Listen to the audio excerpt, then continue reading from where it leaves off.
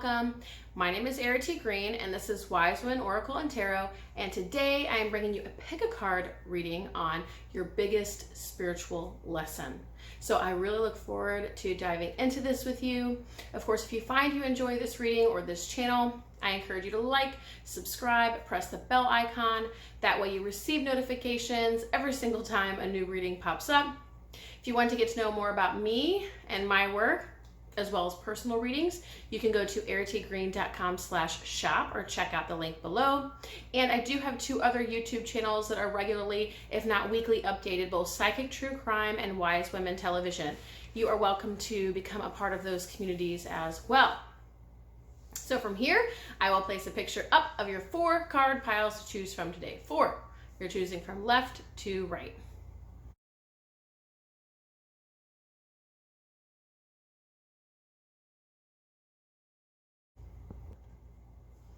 All right, card pile 1, your biggest spiritual lesson. This one's hard.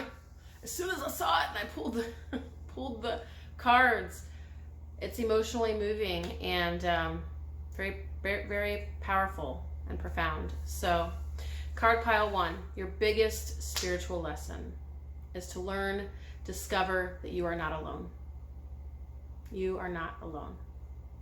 And for some of you, I feel like that those are going to be like words of rejoice, like, hallelujah, I'm not alone. Wow, what a relief.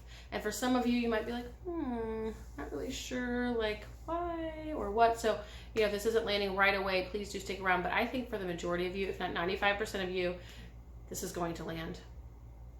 So here's the thing that's coming through for you, card pile 1. So you've likely walked a journey that might feel alone. So I'm saying that you aren't alone, but it might have felt alone. And you're not wrong in believing that or seeing that or perceiving that. Because here's the thing. You chose to incarnate at a time where things were going to be starkly different to who you are and what you believe in and what you stand for. This was chosen. This was selected by you. So as much as it feels like there's a giant gap between you and everybody else, or that you are incredibly different, many of you probably would align with or identify with feeling like the black sheep or an outsider. And it's because you are so different, but you chose this role, this personality for that reason. And this time, you know, and it feels very adversarial for many of you, if not an inner conflict as well, to incarnate during a time where many people might not totally get you, see you, hear you, understand you, appreciate you, and yet this is what you came here for. So there's part of the work for you, your biggest spiritual lesson. I should have known these would make me cry. Is to reconcile with your choice as a soul to be here right now, and that it is purposeful, and that it is intentional, and that it wasn't by accident, and that there's nothing wrong with you, and that there was never anything wrong with you, and there's not anything wrong with anybody else or the world that stands in stark contrast, like you against the world. It's almost like, I feel like you feel like you're in this post-apocalyptic film or like alien invasion or something where it's like you against the world, and it might feel like that at times. And part of that, again, this healing, the spiritual lesson, is this inner reconciliation of recognizing that you chose this and that it was purposeful and that you came here to help plant a seed of different knowing, of new paradigm consciousness, of another way of being. You came here very much aligned with a different set of values, belief system, goals, aspirations. You might not at all relate to the world or the culture that you are in. That feels very, very lonely. And I feel that with you and along with you. And you're being reminded that not only did you choose this, there's an inner healing around that. And if you can fill that gap, that would be ideal for you to be able to come into this connection with, this sort of marriage with, I chose this. It's not that I don't belong, it's that I chose to be here specifically when I don't belong, and that I might belong to a higher power more than I belong to this realm, more than I belong to this family, these friendships, this circle, this world. And yet at the same time, the other side of the coin is creating belonging in your own life, in your own reality, in your own world. There are people, there are beings, there are support systems that do align with you. Part of your journey is connecting with those people, those beings, those things, those systems, those structures, whatever it is, to come into greater union with those and bring that into greater manifestation, fruition in your own life, as well as in the world at large, that supports the change within our collective humanity that wants to come through you and through those like you. Your incarnation at this time was purposeful. When it feels like you against the world, when it feels like you are in the depth of loneliness or aloneness, or that you are the lonely torchbearer at the top of the mountain, know that one, you chose this. And it's not like, oh, you chose this, there's some blame there. Like, you chose this. It's like that ownership, creatorship, empowerment of recognizing this was your choice. And this is what you came here for, to be the leader that you are and to do the work that you're here to do. And you may not even resonate with those, with those sentences, those shares. You don't have to feel like a leader, that you're here to do something special or unique. Just being you is well enough. Some of you are very much anti-grid, not offshore, but alternative, hippie, whatever. You don't align with the modern culture. Not all of you are going to feel this way. I want to make that clear, because there's like 2 camps here, maybe more, 3, 4 actually. But I do want to speak to those who feel like not at all, or do they even feel like a leader? They're more like, peace out. I am not connecting or engaging with any of this BS. Like, I just don't align with it. That's great. But what wants to come through for this group in particular, this camp of this group, card pile 1, is make sure that you are creating, though, what you want to see in the world. It isn't just about sort of rebellion and revolution and turning away from and just becoming sort of passive and or apathetic. That's not what you came here for. What you did come here for, make sure you're using that energy toward the creation of something. So is it a communal land, a community of people? Is it, a nonprofit, something that can be born from and created from that energy, not just rebellion for the sake of rebellion because you don't agree with it. That's an important message for some of you. You are meant to use that creative passion and that defiance of the modern culture toward that countercultural revolution, meaning towards something that ultimately can become something for you and for others and for all. So for those of you also who feel alone, there is this beautiful lesson and wisdom recognizing you were never alone, although it might seem like you're alone. Remember, a part of your journey and your path is to discover how you find those who are like-minded, like-hearted, and like you, to be able to create anew. That is a part of your path. That's going to happen through your vibration and frequency. The more that you can own who you are, the more that you can own who you are, the more you're going to resonate.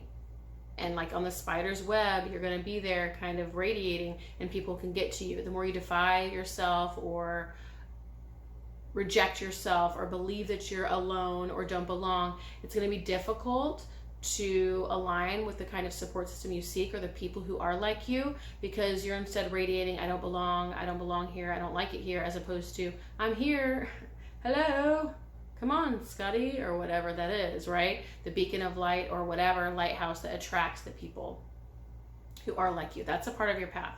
The other part of your path is recognizing that you have been guided and held and carried and supported by God, Great Spirit, Cosmos, Universe, your angels, ancestors, and the Ascended Masters, whoever it is, whatever it is, however you define it or label it. That support system spiritually has been here every step of the way. A part of your journey is recognizing as a soul in this world that feels very different from you, is recognizing that a lot of your community, your soul community, your tribe, your village are beyond the veil. The people of the future, yourself of the future. I mean, it's incredible to even consider. Starseeds, light workers, extraterrestrials, those who live in other dimensions, even on other planets. For some of you that's not going to align, that's okay. But a part of your work is recognizing that while you might not have been supported by this world, seen, heard, recognized, appreciated by this world, that was never meant to be your journey. You are recognized by God, by the divine, by spirit. You have been ordained with a duty, with a gift. Those who have been ordained are usually not well liked by their culture. They're usually not well received by their families of origin. This makes so, it can be difficult to share these messages. Now my dog's growling. What could that mean if we want to look into every little thing and make meaning out of it? Kidding. But your path wasn't meant to belong to this world. In the world, not of the world. You very much came here to walk that path. Your tribe, your support system primarily is going to come from beyond the veil, beyond the physical. And it has been guiding you all along. Have you always noticed that you're different?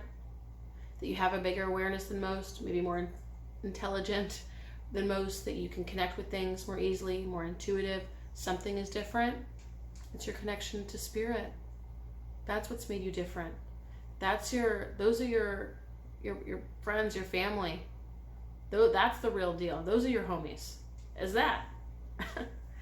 And what a beautiful testament to that, to like your support system, that maybe doesn't come from these limited human forms, but guess what? It comes back from home. Excellent.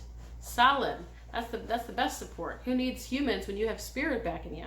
And so that's a huge part of your spiritual lesson. I mean, this is the spiritual lesson.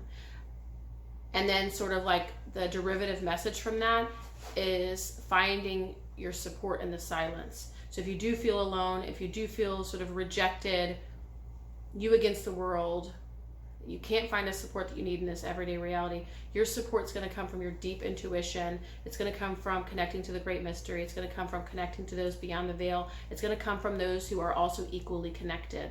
And you want to be selective in this way. You don't go to just anyone on the street who's handing out palm readings.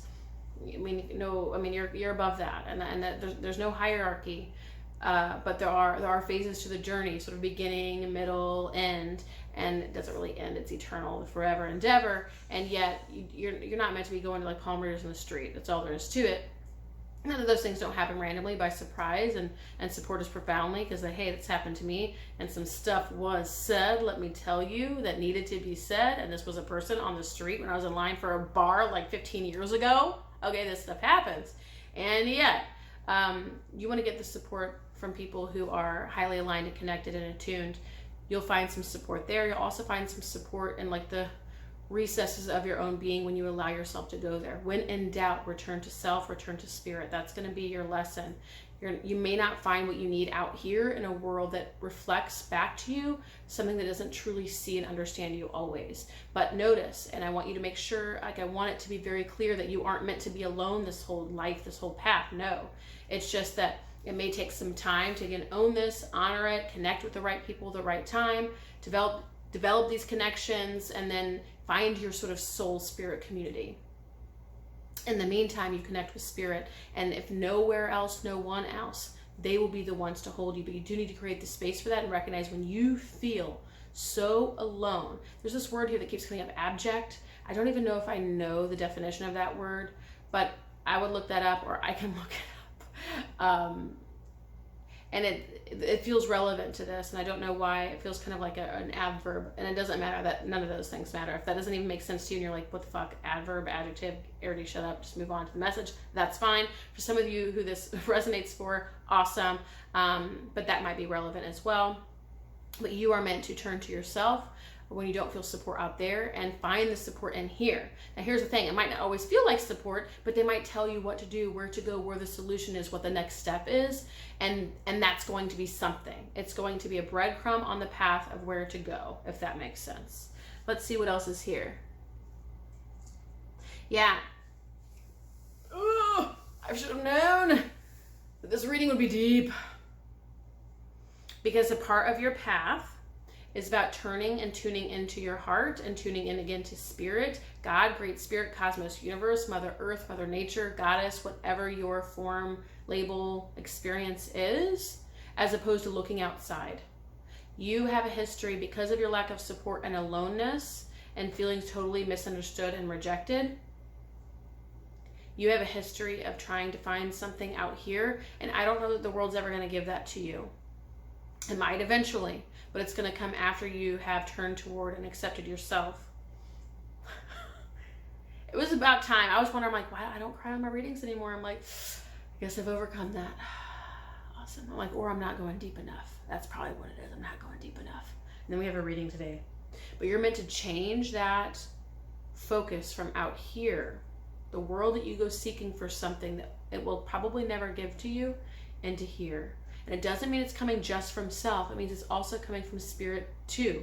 And sometimes it won't just stay in spirit. There might be this impulse or inclination towards something, you know, to make the call, do the thing, post this online, whatever. So it might end up connecting with others. But when in doubt, you connect with self, with spirit, and it will guide you when nothing else will. So you're meant to go through this transformation. Your biggest spiritual lesson is turning from looking outside in the external world for validation, to be approved of, to be loved, to be supported, and instead turning to not only self, but spirit, actually. God, Great Spirit, Cosmos, Universe, developing such a sound, solid, connected spiritual relationship and connection that sustains you, that you might not even need it from anything else, that you have it enough there, a reservoir of it there, and then are sort of free to enter the world sort of unchained or untethered to this need for approval or need to find someone that's like you or need for support. And this doesn't mean that there isn't instrumental support that's needed. Sometimes people need hands-on physical support. God doesn't help you move your house, okay? And I know it's hard to move all by yourself. Done it. Or with little support. Done that too. And that's why it says go to spirit, because those ideas, those inspirations, those insights, those inclinations will guide you to the right person, right time, right place, right action that then brings about the result that you seek. Your whole thing is about cultivating a well enough relationship with spirit so that it becomes your beacon, your lighthouse, your guide, that you're not having to seek it out here from the external world, because you're not going to find it there. You're likely you probably feel like you are advanced, and you might very well be. Again, there is no hierarchy, but you might find yourself sort of in the leading edge of consciousness. Not everyone understands you. Kind of feels lonely at the top. So a lot of your support is going to come from spirit. Let me see what else wants to come through here. So finishing up here, the final piece of your message is learning to see yourself as you are.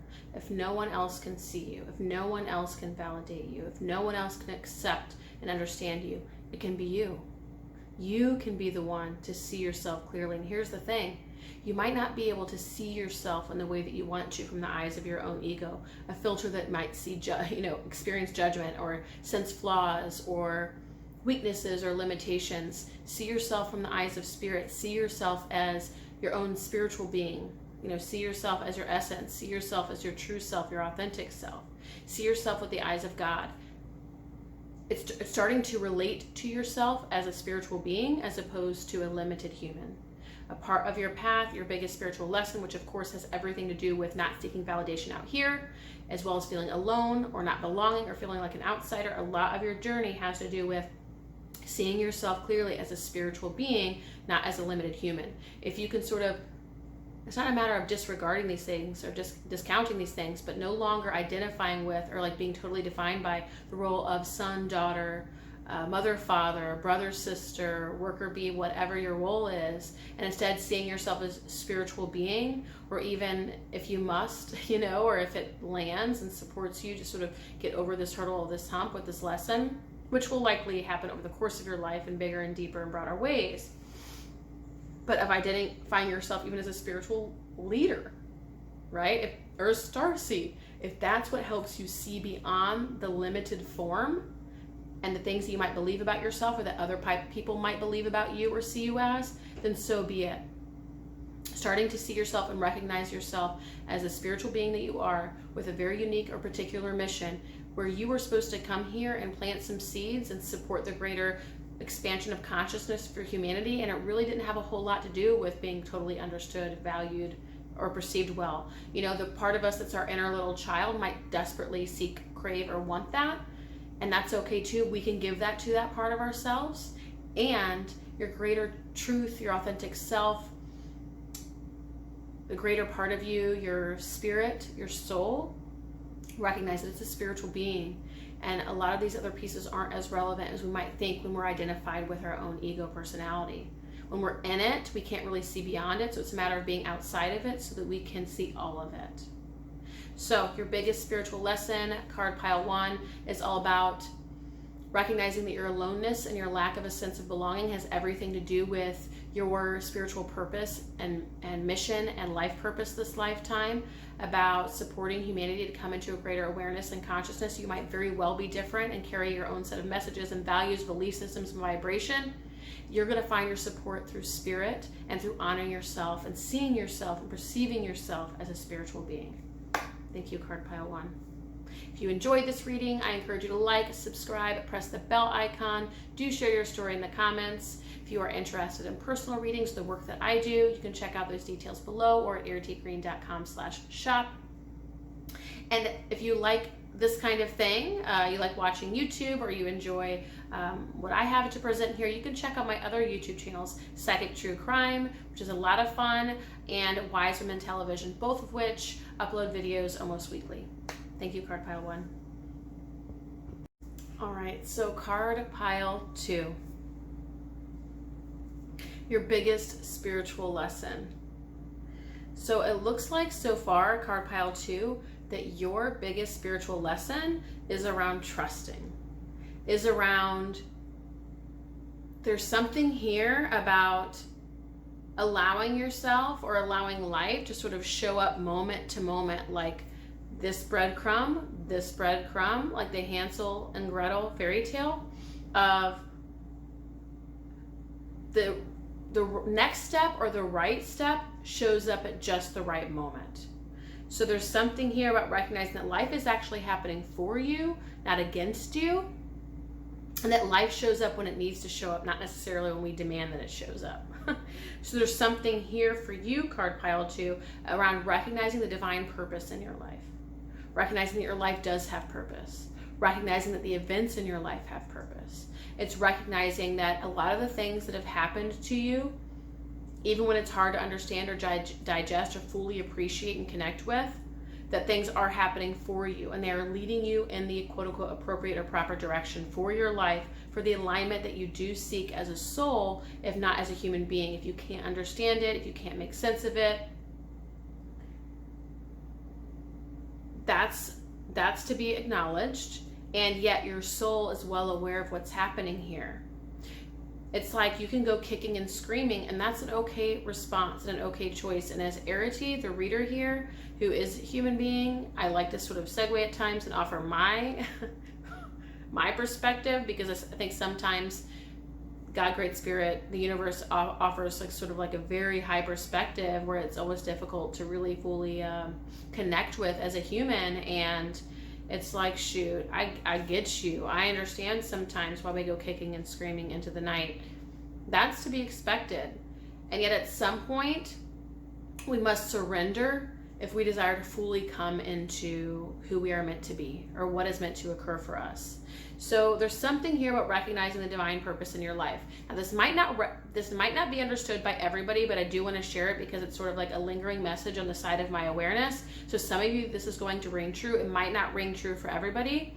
And it's around recognizing that everything that has happened to you is supporting you, priming you, preparing you to be of service in some way as a vessel. So anything that's been hurt, anything that has hurt you or harmed you or upset you, traumatized you, it doesn't mean that these are things we can just sort of like, oh, you know, lick our wounds and move on. Usually there's a great tending to, repair, healing, and in that tending to, repairing, and healing, we become who we are meant to be, and we also become a medicine keeper. So card pile 2, I think now, and I sure hope some people didn't walk away from just that opening, because what we're finding now is card pile 2, your greatest spiritual lesson is using the poisons that have harmed you so that you can fully become the medicine keeper that you are. Recognizing that those challenges, obstacles, even traumas, and this is pushing the edge of what I feel is even accommodating or digestible by the human consciousness for most people. So I'm trusting that you're available and ready for this message, otherwise you wouldn't be here. But it's trusting that those experiences were priming you and prepping you to become the vessel of the medicine keeper that you are. they were actually serving you and bringing you into a place of greater service than they were taking from you. It doesn't mean that you weren't taken from as a human being. Anything that happened to you, just give me a minute. This is a very emotional reading and I did not expect it. Only because I haven't gotten emotional for several readings now, and I've been like, I guess I don't get emotional anymore. I have overcome. I have mastered this. But I'm glad. I don't want to master not becoming emotional, connecting with this. You know, this is important to me and clearly important to you. I think some of you all have been, if not all of you, card pile 2 who chose this today, have been through some of the deeper, what's the word? Troughs, ditches, valleys of life that the human condition has to offer. And Spirit wants to remind you that this isn't because you're weak or you're wrong or you're bad or something was wrong with you. It's because of the shining star and soul that you are. Only a strong soul will choose a tumultuous path. In fact, souls sort of line up for, and this might be difficult for some people, but the souls sort of line up for those hard lives because it's like, I can do it, I can do it, I can do it. You know, so the innocence, the Fool and the Tarot, the energy of, yes, you know, beginner's mind, I have no idea what I'm getting into. You sign up for it and you're like, holy shit, you know? And I'm not saying that's how it is for all of you, but I'm saying for souls, it's kind of like they're ready, they want to, and then they actually have to live through it. And it's easy as a spirit or a soul beyond the veil to sort of look at human affairs and feel sort of distant or disconnected, but we're the ones who are living through it, and it's very real. So I don't want to invalidate what you've been through and the challenges and the struggles that you've navigated and walked through, but know the baggage that you have carried can be or is, and is happening already for you, whether you see it or not and have used it in this way. It's being transmuted into medicine for yourself and others. You are becoming the medicine keeper. A medicine keeper. Your trauma, your trials, your challenges, your tribulations were never meant to hold you back, hold you down, bind you, hold you hostage or captive, or make you feel like you are less than. Number one, they're meant to indicate that you are a strong, courageous, and brave soul. Because only the mightiest would choose such a path. Secondarily, it's meant to empower you and strengthen you as a medicine keeper. We can only support people to the depths, the gravity that we have been ourselves. And so let's just say we have pussyfooted, pranced around, are these even words? I don't know. Around, pranced is the thing, as I'm asking. Pranced? If we've just pranced around and just ever so lightly upon like the rainbows with passing unicorns and such, it's gonna be pretty darn difficult for us to be a proper medicine keeper, to support people who have really been through the depths of the human experience. You're meant to become someone who, again, can serve, can help people in a genuine way, in a very deep and impactful way. Because you have a level of empathy that most people have not touched or cannot touch because they haven't been there for themselves. And it's like even the people who want to be there, who have the sincerity, who have the integrity, who have the character and the depth, as much as they want to be able to go there, you have been there, so you actually can.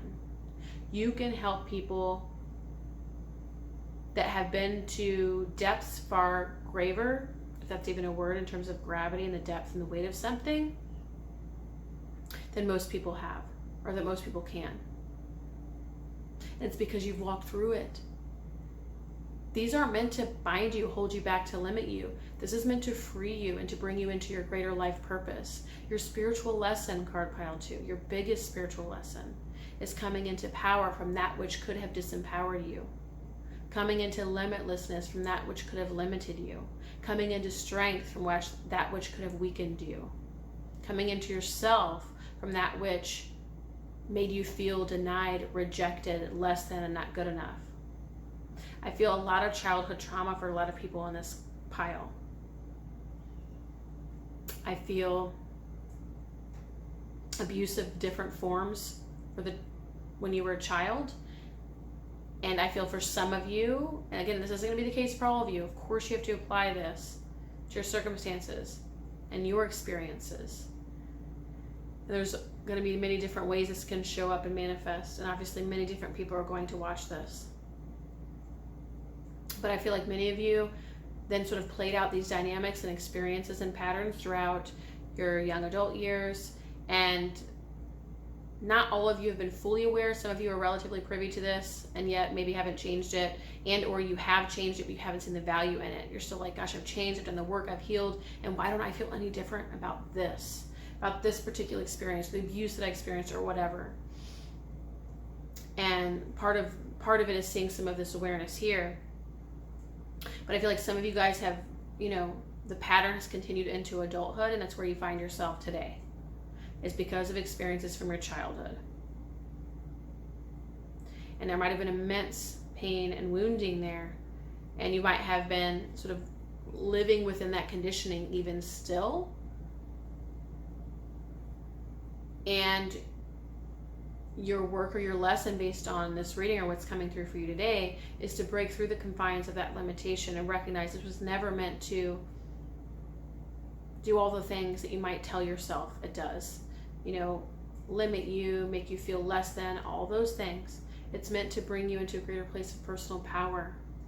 And it was meant to help you develop a greater spiritual relationship and connection, and to see beyond the sort of faults and difficulties and challenges of the human condition. Yeah, you're always meant to come to know your own soul through this, and not only to regain connection to your own power and your own source, but to then share that with others. To take people from, and this is for you too, right? It happens for you, and then you're able to offer it to others. But I feel like many of you have already done some of this work too, and now it's just like a mindset shift. Doesn't mean all of you are there, and that's okay. You get to be wherever you are. But there's something about your trauma, your wounding, your pain, your challenge, whatever that was, whatever seemed insurmountable, or something that you couldn't master or overcome, or that still weighs heavy on you, whatever that is, was meant to take you directly to source, to God, Great Spirit, Cosmos, Universe, spiritual relationship, connection, who you really are, your own essence and beingness, your authentic self and truth. It was always meant to bring you to your higher power and to yourself. It was always meant to be a great homecoming. It was never meant to remain in stagnation as a wound or as something that you had to carry, or a weight that was yours to bear alone. It was never meant to be your cross to bear. This trauma, these traumas, the challenges, the pain that you've experienced, some of you have now succumbed to sort of this experience of quote unquote victimhood. We can be victimized. Victimhood long-term is a choice. Not being victimized, but choosing victimhood. And if you want to understand the difference, comment below, we'll talk about it. But those experiences were meant to bring you directly to your own power, to the higher power, to your higher power. It was never meant to keep you limited or to keep you bound. You were always meant to discover your own truth and your own strength and your own spiritual connection through this, and your own service as a medicine keeper. Someone who can now help and walk in the valley of the shadow of death alongside people, because you've walked the valley of the shadow of death too. Because you've faced a grim reaper so many times, your hands can't even count, right?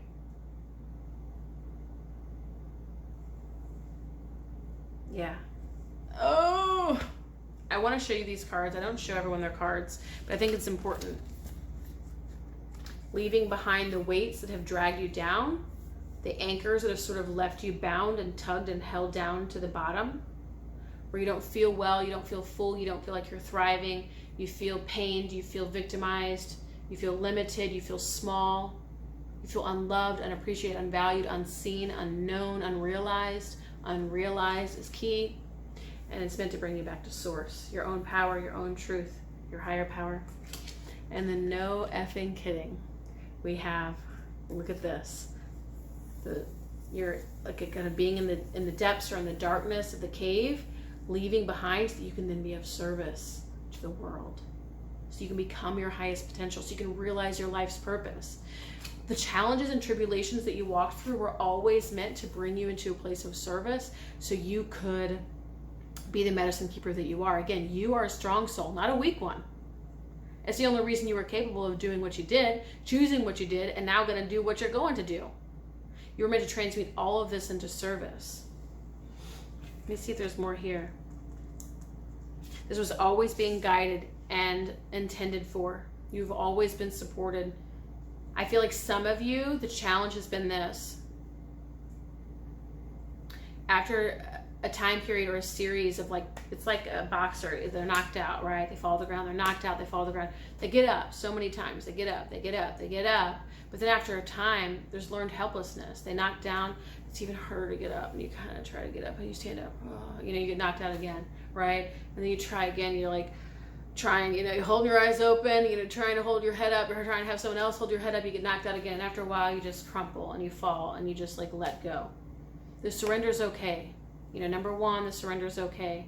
Sometimes it's even necessary, because when we surrender, we're in a position now to regather our strength, to refuel, to reinvigorate whatever it is required that wouldn't otherwise be available. But in our surrender and that space of sort of crumpling and falling and just letting it all go, maybe even saying F it, rock bottom, whatever that is, we're in a position to now be refueled, renewed, reinvigorated. We sort of kind of become that phoenix like we hear about. But we have to become ashes before we can become the phoenix. Now, this is going to be for everyone, and I want to make that point, because some people are going to be like, I haven't really been there, haven't really required that, don't really need it, kind of get it, kind of connect with it, but that's okay, because there's a nice good portion of you that do. You have to hit the ashes before you can become the phoenix. You don't just get to become the phoenix. You have to let yourself die to ashes, basically. So you can be reborn as sort of this higher, greater version of you. Not that you were ever less than, right? But there's something about specifically turning pain into power. So let me give you an example. What's coming through is we go to the gym, and it hurts like a mother lover when we're in the gym for the first time in a long time. And even if we haven't been, we've been there, going there forever, if we change up our routine, it hurts like a mother lover, you know?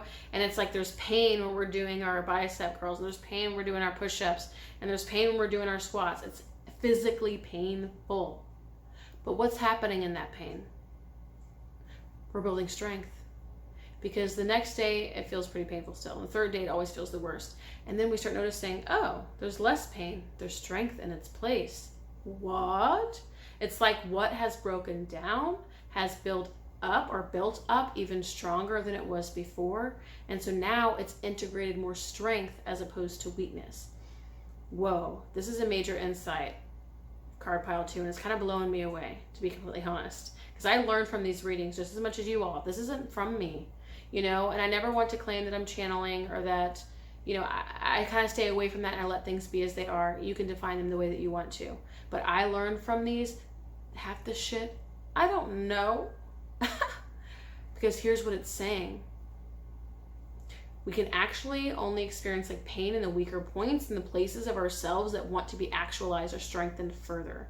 So it's almost like, if you can imagine sort of like what's the word? An assembly line.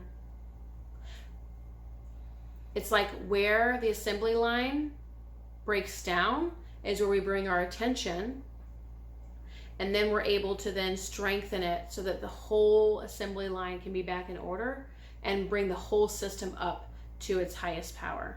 Does that make sense? How I've seen this before, and this is Errity speaking now, not much as spirit, but I wanted to offer an analogy so that it could be more understood, even for me to understand it, so I can continue to convey it to you, because there's a feeling, and how do I articulate that? That's my job. So illness isn't something that's bad, and we tend to see illness as something to reject, to try to sanitize ourselves into the oblivion over. And even with the recent scare of the past couple of years, everyone thinks that illness is something to be scared of and that it can kill us and so on and so forth. But actually how I have seen it, and this is Errity speaking, and I'll get back to spirit in a minute, is illness is actually conspiring to support us to bring us into our higher health and potential. So just like an assembly line, let's just say the liver is struggling and it's not able to keep up sort of to par with what wants to happen in the whole system. Because of course, our bodies, our vessels, our spirit are always moving toward the highest good, highest health, and highest potential. So that's automatically happened, effortlessly, organically. It's all already happening. We don't have to see it through or do it. Just like our heart beats and our lung brings in oxygen, we don't have to do this. It's happening all on its own. When the system cannot uphold what it needs to uphold or maintain, such as life force energy moving through our body, or a certain level of health or whatever, something will break down, present as disease, pain, illness, or so forth, so that it can then be secured, supported, renewed, reinvigorated, brought back into health, and then bring the whole system back into wholeness, health, highest potential. So for you, wherever, there's a couple things here. Wherever there might have been pain, trauma, wounding, there's an element here, a root, an origin, a seed that wants to be looked at, because it's the seed, the part of you that actually wanted to be strengthened.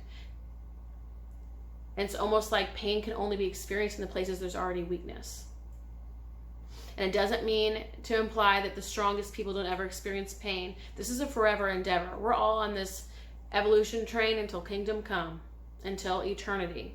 Okay? This is the path that we've chosen. If we choose to be here or elsewhere, another dimension, another planet, another universe, this is the path. There's no getting out of it. However, it's almost like the pain only presents where the weak areas are. So that weak area, and this is all in quotes, right? Because there's nothing that's actually weak or wrong or bad. It's just understanding something wants to be strengthened, actualized, and a higher potential wants to be realized in that space. So in truth, what this brings us to, card pile 2, your biggest spiritual lesson, to sum it all up, is this. You experienced, or chose even to experience, the level of pain, challenge, discomfort, so on and so forth in this life, in this experience, so that you could actually actualize and strengthen a number of areas and even your whole beingness, and come into a greater place of self-actualization, so you could come into your higher potential. I don't think you bit off more than you can chew. It doesn't even feel relevant. It's almost like these are the parts that wanted to be actualized. These are the parts that want to be strengthened. And then here you are. And now you're in a position, this higher potential, this highest version of you, to be able to support other people too, as part of your service, contribution, purpose, as part of your highest potential.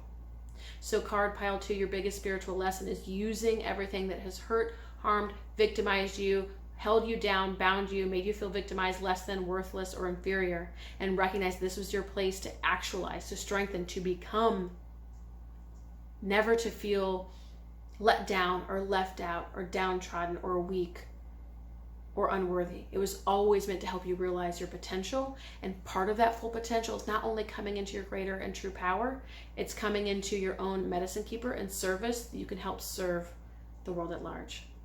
So card pile 2, I thank you for watching. If this lands for you, resonates for you, like, subscribe, share your story in the comments.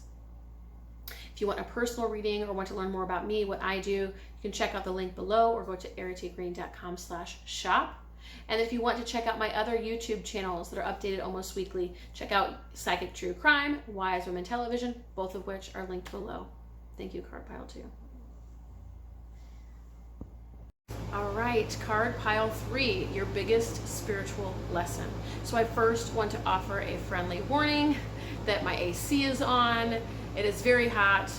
I try to do the readings without the AC, but I can only get so far. So I will project my voice as much as I can. I encourage headphones in the event you cannot hear me. And generally speaking, again, I will aim to have my AC off. It just so happens I'm filming in the afternoon instead of the morning. All right. Your biggest spiritual lesson, card pile 3, is trusting the hand that life deals to you. It's trusting that what comes up in your life is actually ultimately benefiting you, not hurting, harming, or taking from you. So I feel a sort of vibe of feeling jilted or jaded or slighted by life at times. Like you never get the full hand that you feel like you should be dealt, or you're given a subpar hand, or that life just isn't delivering for you, it's not happening for you. And that no matter what you do, you don't get it, you don't get ahead. And there's a couple of different messages coming through around this, including okay, so let's talk about the 4 of Cups if you're familiar with that in the tarot. That's one of the cards that's in your spread. And it's basically like there are 3 cups in front of you, and there's even another cup that's being handed to you, and yet you're denying all of them because you want something else. So it's kind of that vibe, where you very well might be experiencing abundance. You know, you might very well have plenty of abundance in your life, but you're not able to see it. So it's more of a perception thing than it is a truth or reality thing. This doesn't mean that you're like swimming in wealth and excess and like, gosh, why can't you see it, sir or ma'am? It's more like we can sometimes, because we want one thing or only one kind of thing so much or so bad, or feel like we're owed or entitled one kind of thing, or we've worked so hard so we should have this thing, that we can kind of miss all the other beauty and all the other kinds of wealth and all the other things that we could be grateful for, other blessings, other gifts, other miracles in our lives, because we have the blinders on, right? So it's that ego filter of wanting one thing and wanting it now and not having it, so you're not able to see anything else that's on the horizon or in your environment or in your life. You're not able to appreciate or be grateful for what you do have because you're so focused on seeking what you don't. There's that vibe, and there's also that vibe of trusting what life does give to you and recognizing it's giving you exactly what you need to get you to where you want to go. The root of this is a lack of trust. The root of this is, it can probably manifest for you as a lack of trust in yourself, but I feel like it comes across to you and in your perception more of a lack of trust in your unique path and your unique journey and life itself, God, Great Spirit, Cosmos, Universe. I do feel like this translates to a childhood origin or wounding of some kind where you experienced a lack of trust or being able to trust. There was a lack of trustworthiness with your caregivers. So with your caregivers, parents, authority figures, those people who raised you, I feel like you experienced something where they weren't able to give you what you needed, or you couldn't trust them to give you what you needed. Maybe you weren't fully supported or provided for, but in one way or another, you weren't able to trust or rely on them or ensure that your needs got met.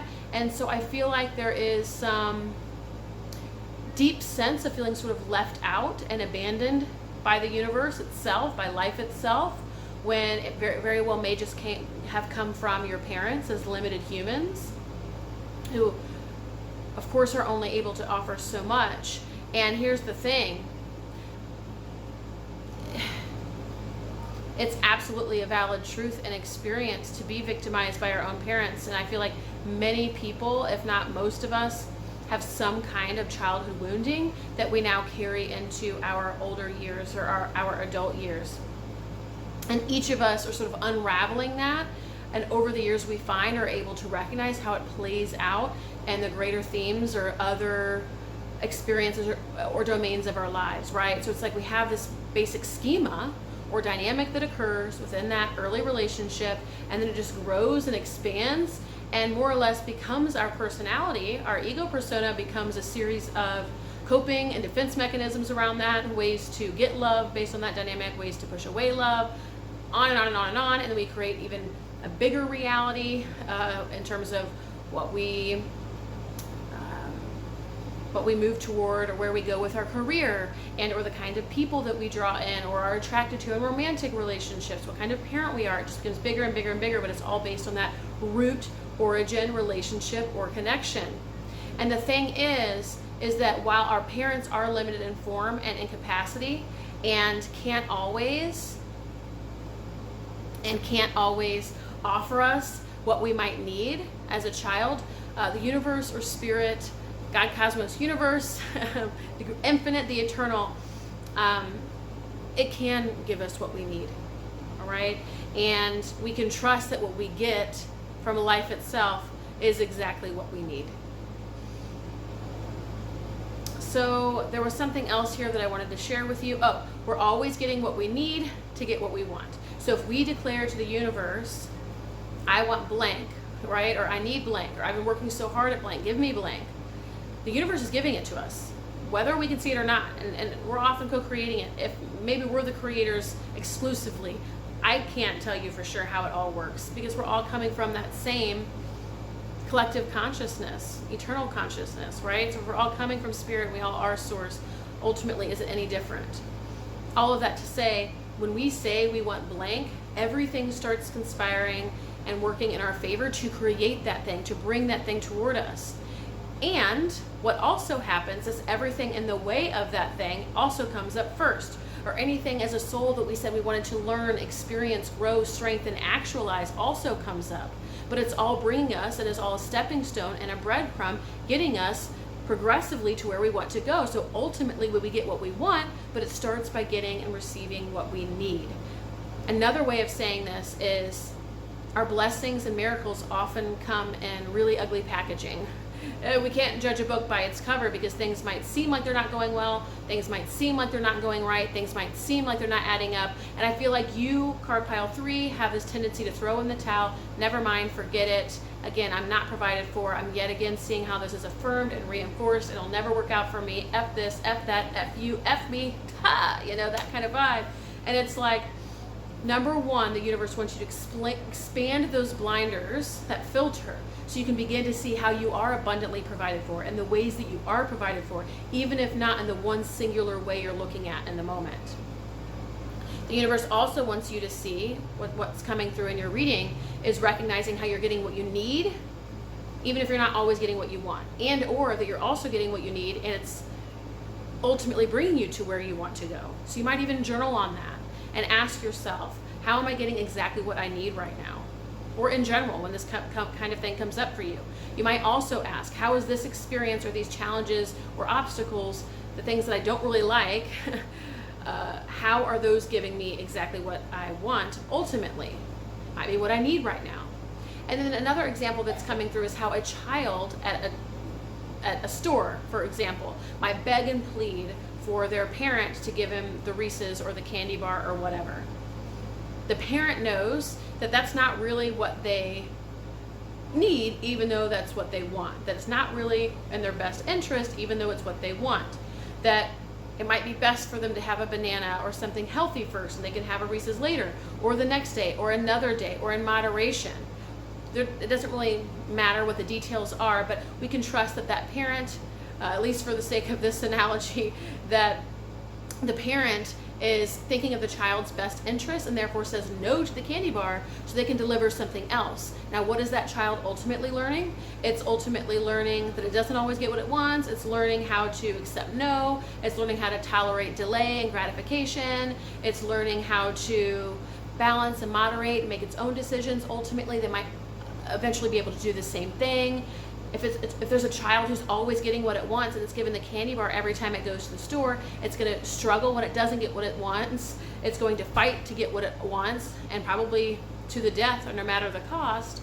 And it's probably it could get into a habit or pattern of consistently or continuously consuming in such a way that they live to excess and aren't able to moderate their responses. So you can see in a simple example how we don't always get what we want, but we're often getting what we need. And a lot of times it has to do with our growing a healthy and strong ego and sense of self, and a self-loving, self-honoring relationship that brings us to our highest health, greatest potential, and higher well-being. And it's also supporting us to expand and actualize on our spiritual journey. So the universe is always delivering. You are always delivering yourself to yourself, even when you can't see it, even when you don't want to accept it, even when you have the blinders on. Because if you can expand that perspective and really start to take a look at what is there, you're going to be supported to experience more abundance on the inside. And then when you finally do get what you want, because it won't feel, I put quotes around finally, because it's not going to feel like finally if you're actually focusing on everything else in your life and all the other sources of abundance and all the other things that are wonderful in your life, you're really present with that, you're not even going to notice that the one thing finally comes through, because you're already fulfilled. So there's something here about trusting life, and it's almost like you are holding out on your own fulfillment. You think it's God, Great Spirit, Cosmos, Universe. And again, this is modeling more than likely for at least some of you, if not most of you, from your early childhood parenting dynamics, that nourishment is always at bay. It's just out of arm's reach. You're not going to get what you want. The fulfillment is not coming, but you're an adult now. So that story is an old story. Any fulfillment that you aren't allowing yourself now is of your own choosing.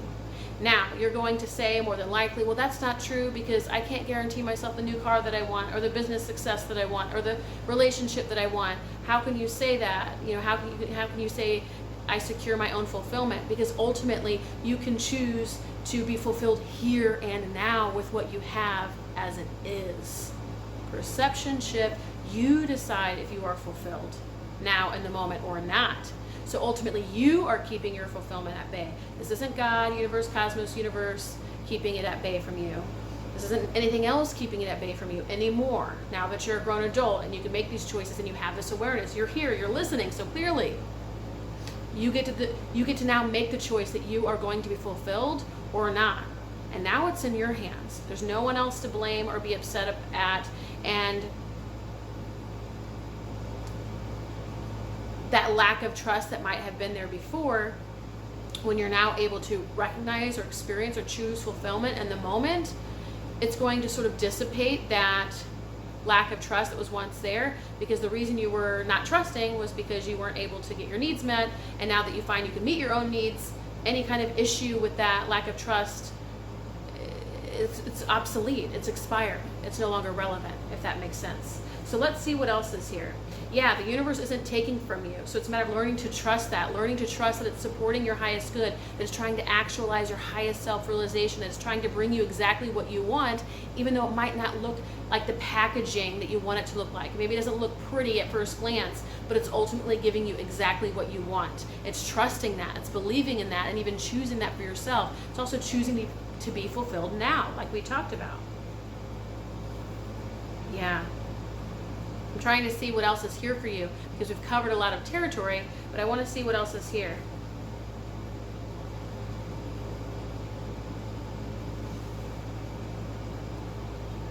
Okay, so the other message coming through is that sometimes you can, and I think we've covered this a little bit, but sometimes you can feel like life is out to get you, right? Or it doesn't work out for you. It might work out for everybody else, but it doesn't work out for you. And again, recognize that a lot of these stories are not true. They are stemming from and based in that early childhood relationship with your parents. For some of you, it could be past life related. Either way, you now have the choice to release that story. And you might say, okay, well, how do I do that? You start noticing when that story is coming up for you, and you choose differently. You choose to see differently. You engage in maybe a pattern interrupt kind of activity to get yourself out of that funk and into a more empowered mindset. You might go to an energy worker, a shamanic practitioner, to help clear the air, clear the energy, clear the old wounding or pain or trauma. But again, it's still going to rely on you making a new choice, on seeing things differently, and stepping out of the old pattern and into the new, stepping out of that old schema and stepping into the present. Because so far you've been carrying the past into the present with you and then saying, I'm not fulfilled, but it's because, or it's not happening, or it's not happening for me, and so on and so on. But that's because you've carried the past into the present. Can you release the past? You can even literally, viscerally feel it leave your body and enter the present as it is. Then take a look around without the blinders, without the filter, without the schema, without the old identity. What does life look like when you're not telling yourself that story? Now, it is showing that you've had some major disappointments, major losses, major upsets. And life is asking you to, when those experiences happen, it reminds me of the saying, when you're handed lemons, make lemonade, right? So instead of making it sort of the end of the world scenario, and this doesn't mean that we don't get to hurt or that we don't get to experience pain or that we're not going to feel it. We are going to feel it. And the right way to move through it is to feel it and to allow ourselves to be there and to go there, and for as long as we need. And then be honest with ourselves about when we are ready to leave it behind, if we're ready to leave it behind. With that said, we can turn molehills into mountains. And again, when we have those kind of stories going, when we could experience the slightest hiccup. We might trip over a stone and then curse the stone for 7 days straight, right?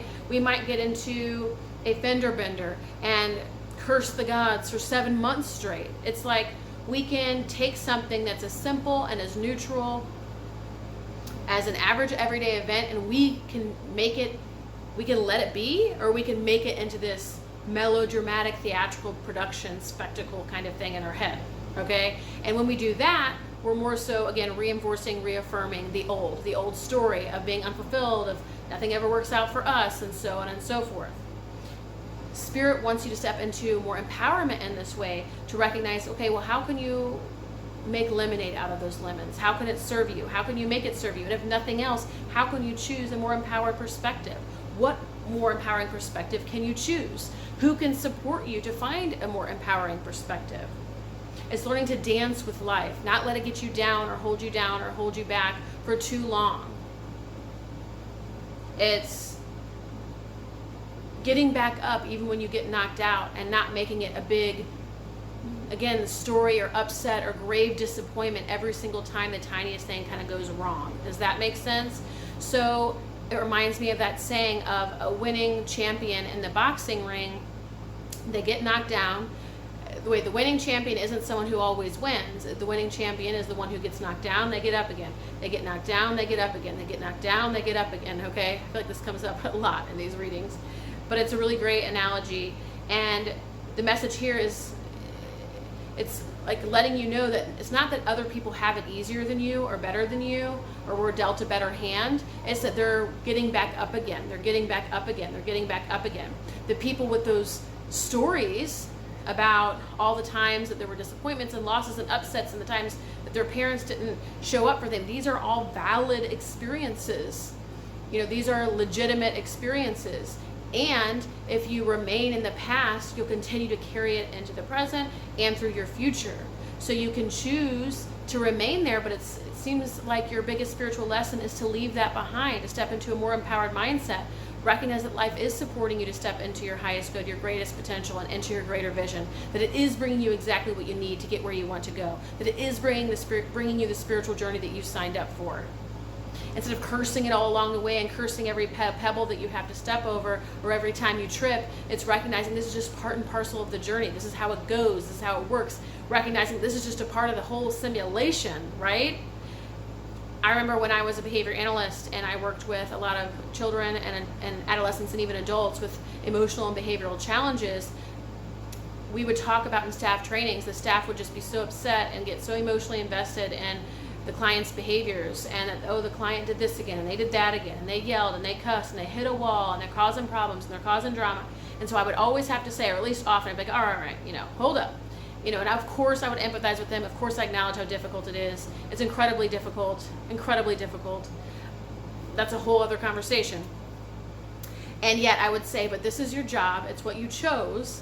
And if it helps, walking in there every day, recognizing that you're probably going to get punched in the face, someone's going to break some shit or talk some shit. If you just go in there recognizing that this is what's going down, the acceptance is already there, and you're not fighting yourself and them and God and life every step of the way. It's accepting that this is the nature of the beast. This is how it's going to go.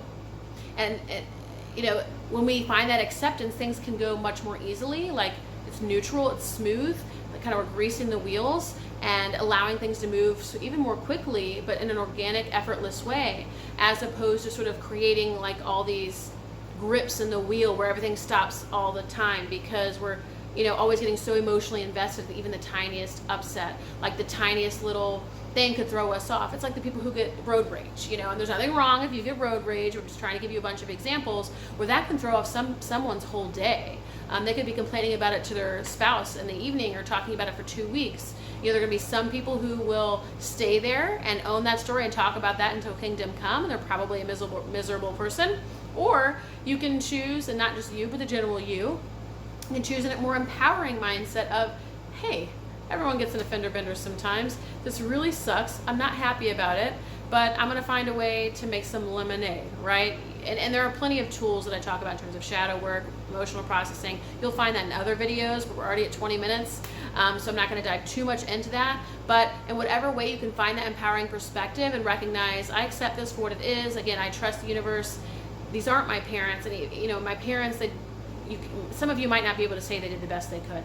For some of us, we are able to say our parents did the best they could, and it might not even been a whole lot, but I'm going to choose to move on and choose to trust and recognize I can find my own fulfillment now. Even if God can't, life can't, Jesus can't, my parents can't, I am, right? It's a very empowering perspective. So that is an option for you to free yourself, to liberate yourself from the pains of the past and even the challenges and obstacles that are going to continue to come up in life, because this is how it all works, and learn to dance with life, create a rhythm about it, make it sort of fun, where again, you're not getting too lost or falling into the traps and the crevices. It's allowing yourself to keep going, to keep moving, especially because we opened with recognizing you work toward things and you want to see results in the fruits of your labor. That requires you to not stay down too long when you get knocked out. Stay down as long as you need to, but make sure you get back up. And if you get back up and you're cursing and all the things about how life sucks and the guy who knocked you out and all this stuff, you're probably not going to see all the opportunities in front of you. And you're probably not going to even feel or receive or notice all the abundance that's around you. So it's about letting go of the fight, surrendering the fight, doesn't have to be so hard. That fight is probably in you for good reason, because it was as a survival response to ensure your needs got met as a young child. So if you have a lot of fight in you, maybe even a lot of anger and rage in you, that ensured your survival. Applaud that part of you. Good for you. You might still need that. Keep it in your back pocket because you might need it at some point. However, everyday life in general, to ensure your higher well-being and your greater emotional fulfillment, you have an opportunity now to surrender that fight, to kind of all let it be, and then just rest, relax, surrender, and sort of let life cater to you, because it is already catering to you, but you kind of turn it away. You're not able to see it. You demand other things. And again, I think that's just you trying to reinforce the story subconsciously. I know this might be hard to hear for some of you, but ultimately what wants to happen for you, is coming into your greater personal power. So through this spiritual lesson, you're able to come into your greater personal power and your greater awareness of your level of choice, your level of freedom, the power that you do truly have. Because we can kind of assume limitation, believe in our limitation, again, kind of all these things we've been talking about this whole time. But at the end of the day, that's sort of all part of the ego personality. And while that's valid and real, beyond the ego personality, outside the confinements of the ego personality, we're free, we're limitless, we're abundant, we can create, we're infinitely creative. And it's about sort of leaving that identity behind, and not like letting it go and now you're bypassing the whole thing, but it's like instead of living your life in that confined box, again, with that story and that narrative and stuff that can hold you down and make things feel really kind of crappy, and all the things we already talked about, it's like being able to see right beyond those blinders so you can truly experience all that you are and everything that is here for you. Now, I do feel like there's one final message. So the final note here is when that chapter comes to a close and you're able to let that go, you sort of move from maiden to mother, or prince to king, right? Whatever you identify as, or however you would define that part of the journey for you in your hero or heroine's journey. It's like that's when you really take the old attire off, the old robe or whatever it is, from child to adult. That's your rite of passage. This is your rite of passage from leaving sort of childhood, adolescence, conditioning, family of origin, all that sort of conditioning lumped in together. If you letting this narrative go is going to support you in freeing that whole schema, ego pattern, ego identity, to free it, so then you're able to step into something more empowered. I feel like you deeply, deeply, card pile 3, you desire to receive and experience and connect and sort of feel held, like you want to feel loved, you want to feel valued, appreciated, seen, loved. But I feel like this whole experience is what keeps everything just out of arm's distance, right? It keeps it at bay. And then you have this whole belief that it's all the things out here that are preventing that, but it's actually you keeping it at bay because it's all that you know. So there might be some deeper fears here too that's keeping everything just outside of arm's reach. So do this exploration, do this deeper inquiry.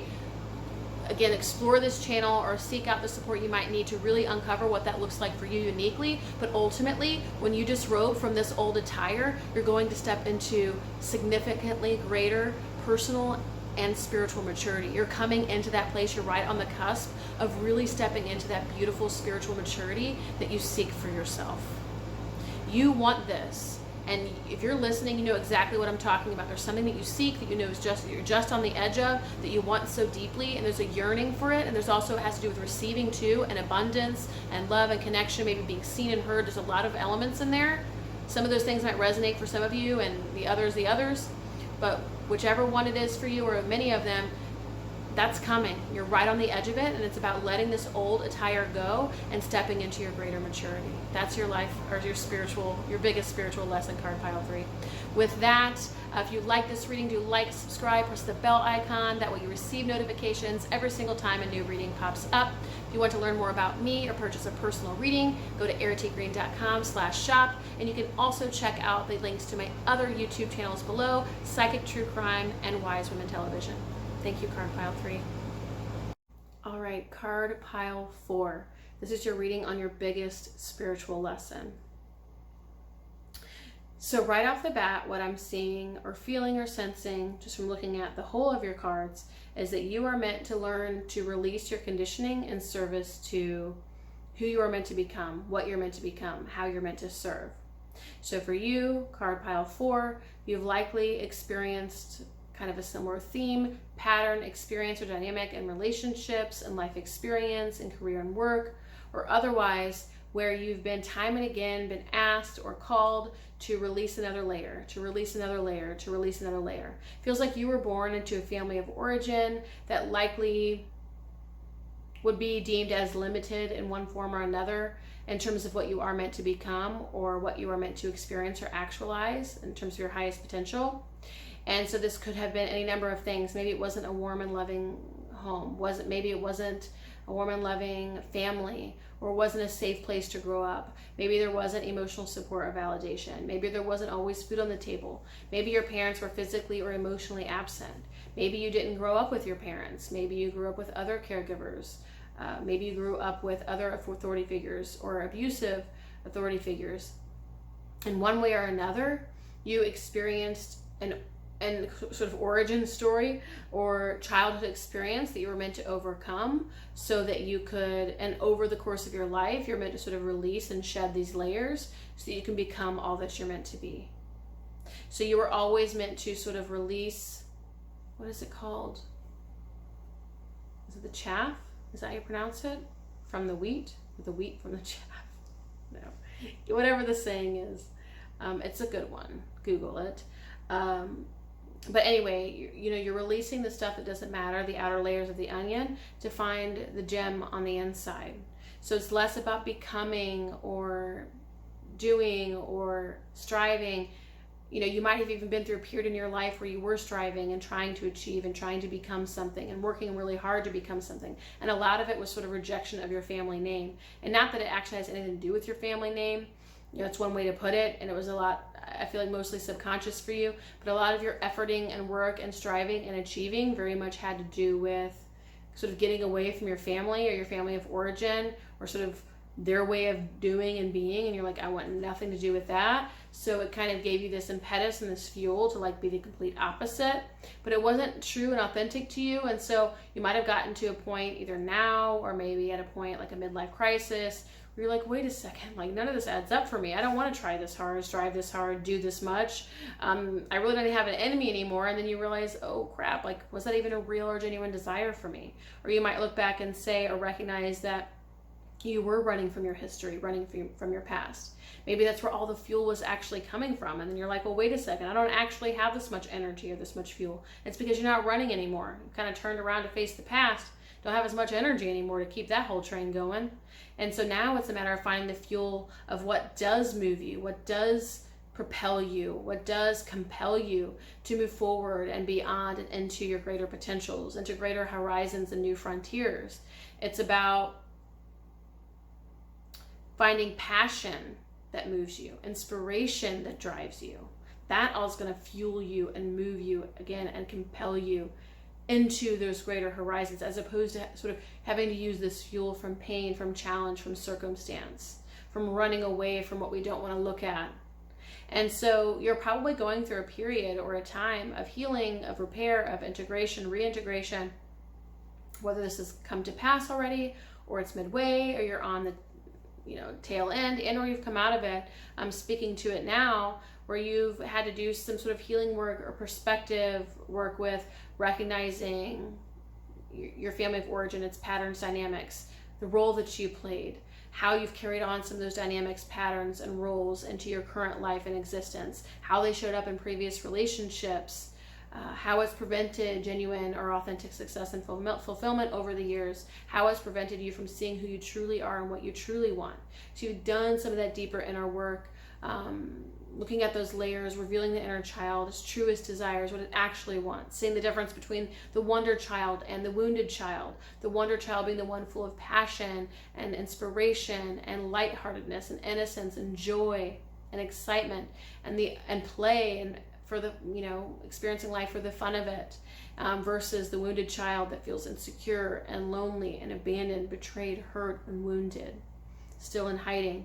So you've done the work to sort of explore these aspects of you, these layers of you, these dynamics of you. You've been releasing sort of these layers, this conditioning of the past, getting to know who you are beyond what you've been taught and told, beyond where you came from, because the whole point for you, card pile 4, was always to triumph over your conditioning and rise to the very top, to an extent probably that you never even imagined.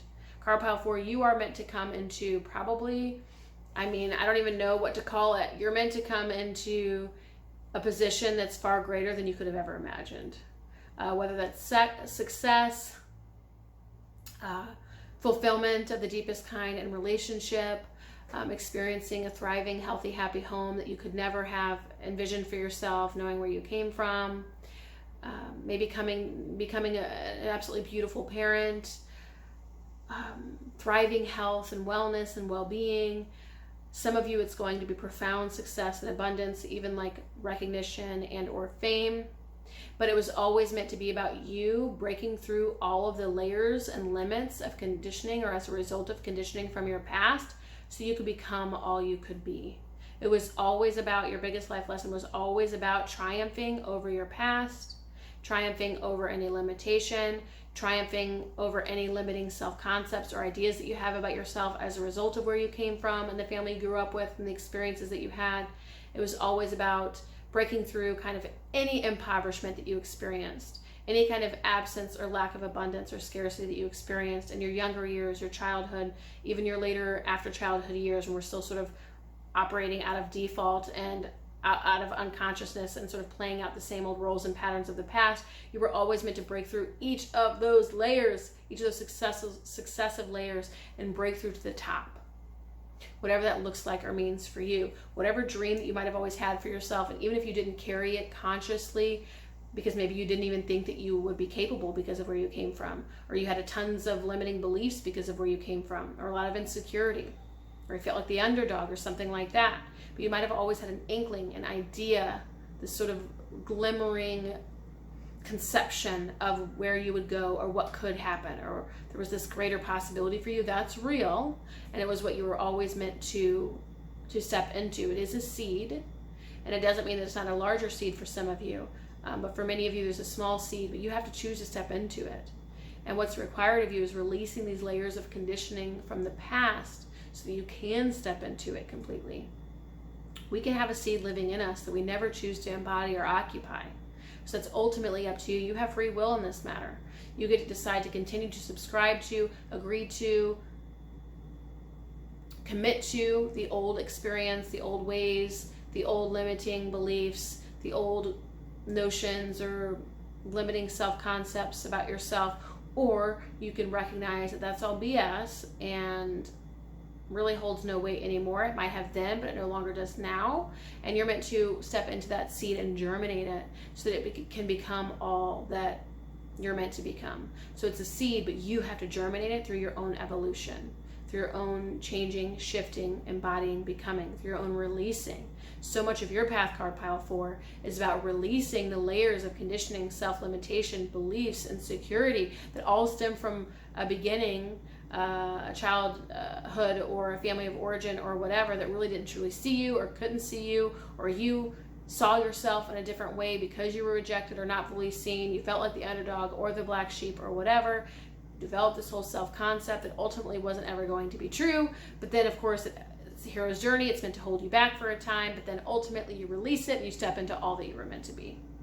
That is your story. That's your life story. Your hero-heroine's journey is about releasing your conditioning and stepping into your greater human potential, which does manifest for most of you for great success if you so choose it, great abundance if you so choose it, and a really happy, healthy home, family, and body, health and well-being. Let's see what else is here.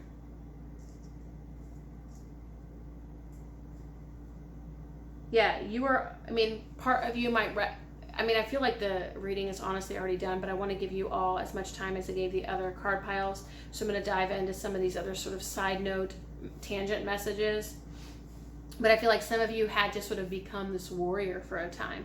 And that was relevant, that was purposeful, that was meaningful. And it was meant to sort of break through and shatter the old paradigms of the past, the old limitations. So what I mean by that is, let's just say we're in the thick of a jungle and we can't get through. We got to pull out the sword, the knife, what's the term for those, machete, and we got to carve our own path. And it's a lot of work, it's strenuous effort, right, to like knock it all down, cut it all down, carve our own path. And it's because you were born in the thick of it, in the woods. There was no seeing clearly. You certainly couldn't see your potential from that space. It was going to require you to be a warrior and to do what you must and break through those barriers. And break through those barriers you did. And you might still be doing that now in some ways, but for a good period of time, you spent your time sort of more as a warrior, so that you could break through those barriers and step into your greater potential. But I feel like now it's about settling in and just releasing those layers. It's less about fighting. It's less about doing, striving, achieving, forcing it, and trying to be or do something in order to become what you were always meant to be. You've come into an era, a time, a season, a chapter of actually just being able to let that whole persona go. It served its purpose. It was there for a time. Again, it was about running away from your past, and it did help you achieve a number of things that you wanted to achieve, whatever goals, milestones you had set for yourself. But ultimately, it was all based in conditioning. Whether you're in conditioning and affirming it and reinforcing it, and or you're fighting it and running from it, you're still in conditioning. If you're having to fight and run from it, you're still in it. So for you to actually be outside of it, you have to, it's more so an acceptance or a surrender than it is a fighting. If you're fighting against something or running from something, you're in it. So now you're in a space, an era of your life where you're just letting go, you're letting be, and you're allowing yourself to be released of these layers. So you might have come into a place or a time in your life of more rest, more R&R, more TLC, more letting go, letting be, more of a sabbatical or hibernation. And it doesn't mean you feel like that. Some of you might feel like you're hibernating or in a time of inward reflection. You might feel like you're in a time of hibernation or in a sabbatical. Some of you just might feel like you sort of slowed down. You don't care as much about the things you used to care about. You don't care as much about the ideals that you once had, or conditioned success, the masculine model of corporate success. And so you sort of settled down, you've settled in. And really at the deeper level, what's actually happening is those layers are being released, but they're happening through letting go, through releasing, through gentleness, through love, as opposed to having to fight for it. So those things are still happening for you, but it's happening at the subtle layers, the energetic layers, and it's happening because you're letting yourself rest more so than it happening because you've had to fight for it. Because you fighting for it is more of the same mentality, it's more of the same, the status quo, the old conditioning, the old habit, the old pattern. You're meant to actually just be letting go and releasing all of that, because that was never truly you. Releasing that conditioning and then stepping into your higher potential that way, because you are revealed through it, not because you had to fight for it, but because you let it all go. What else is here? Biggest spiritual lesson. The biggest spiritual lesson at the end of the day is to overcome your conditioning and to become all that you are, and that you have an incredible, extraordinary potential for success that maybe most people don't even have or won't have access to. And it's not because they can't, it's because it wasn't a part of their soul mission or path. It's because they don't have it in them. You have already done quite a lot of work, put in a lot of elbow grease, primarily in your running era, when you were running from your past and trying to unbe who you were or where you came from. So you've already put a lot of effort in and built up a lot of momentum, but then now it was always about you being delivered everything that you never had as a child. So anything that you didn't have as a child, I want you to write that down or take a mental note, and that's what you're meant to experience now. Your biggest spiritual lesson was about realizing you weren't defined by your childhood or your childhood limitation or your experiences of scarcity and poverty and limitation, that you were always meant to come into greater abundance. And it wasn't going to come through the fighting your past and running away from your past. It was going to come from, when we said releasing, receiving, resting, allowing, it was just from a place of acceptance, of just being who you are because you're you, and like that's enough. That was always enough. And because of that, it then supports you to realize this greater manifestation. So anything that you didn't experience as a child, you are destined, fated, divinely orchestrated, ordained to experience as an adult. So if you haven't experienced it yet, know it's on the horizon or in the ether to be manifested for you. All the things that you thought you might or daydreamed about experiencing or achieving or receiving, you are going to experience and receive. It's going to come to you, but it's not going to come through fighting and running from your past. It's going to come through resting and just being and letting yourself be as you are. That's how it's going to come to you. I really wish there was something else here. Yeah, doing nothing. Like it's that, because there's a card of doing nothing. It's about releasing all of that conditioning, including the fighting and the running. Once all of that conditioning is cleared, you're now a clean slate and you're totally available and open, energetically even open, to receive all that you were always meant to be, but it had to do with releasing those layers of conditioning. So as much as I wanted to bring your reading to 20 minutes like everybody else's, I don't really have much more for you. I think yours was much more straight to the point, and I feel like many of you are already relatively sort of masterful on the path, kind of been there, done that.